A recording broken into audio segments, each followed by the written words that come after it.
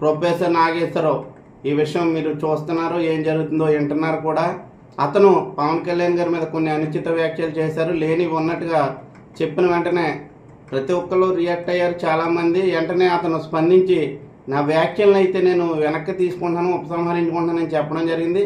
దీని మీద పవన్ కళ్యాణ్ గారు కూడా స్పందిస్తూ అతని విషయాల్లో పట్టించుకోకండి అని చెప్పి పవన్ కళ్యాణ్ గారు చాలా హుందాగా మాట్లాడటం జరిగింది. అయినా కానీ కొంతమంది జర్నలిస్టు ముసుగులో ఉన్న టెర్రరిస్టుల్ని, పెయిడ్ ఆర్టిస్టుల్ని కొంతమందిని తీసుకుని ఒక అనామకురాలని చెప్పుకోవాలండి, ఒక అనామకురాలను కూడా తీసుకొచ్చి అక్కడ కూర్చోబెట్టి పవన్ కళ్యాణ్ గారి ఫోటోని చెప్తూ కొడుతున్నట్టుగా ఈ ప్రొఫెసర్ నాగేశ్వరరావు చేయించడం జరిగింది.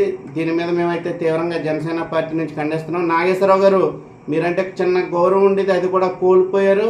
నిజంగా మీరేదో యుద్ధం చేస్తాను, నా యుద్ధం అంటున్నారు. నిజంగా యుద్ధం చూస్తారా? మా యుద్ధం చూస్తే మీరు తొట్టుకోగలరా అని చెప్పి నేను అడుగుతున్నా. జన సైనికులు నిజంగా యుద్ధం మొదలు పెడితే ఊరేసుకుని సత్తామని చెప్పి నాగేశ్వరరావు తెలియజేస్తున్నా. ఈ వయసులో ఇలాంటి యథవ పనులు చేయడం మానేసి నీకున్న ఇంకిత జ్ఞానాన్ని కూడా కోల్పోయి ఎలా ప్రవర్తిస్తున్నావు అన్నది నువ్వు చేసుకోవాలా. అనామకురాలను తీసుకొచ్చి ఇష్టం వచ్చినట్టు బూతులు తిట్టేస్తావు పవన్ కళ్యాణ్ అని అడుగుతున్నా.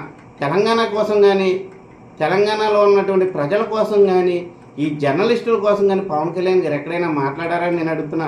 లేనిపోని ఉన్నట్టు సృష్టిస్తున్నారు. ఈరోజు అధికారం లేనప్పటి నుంచి కూడా పవన్ కళ్యాణ్ గారు ఒక మానవతావాది.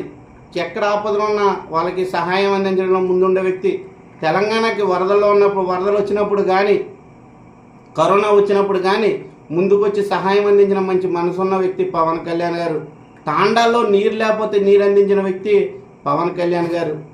అలాంటి వ్యక్తి గురించి మీరు మాట్లాడుతున్నారా? ఏ రోజైనా మీరు ఒక వాటర్ ప్యాకెట్ అయినా ఎవరికైనా సహాయాన్ని అందించారా? ₹1 ఎవరికైనా సహాయాన్ని అందించారా?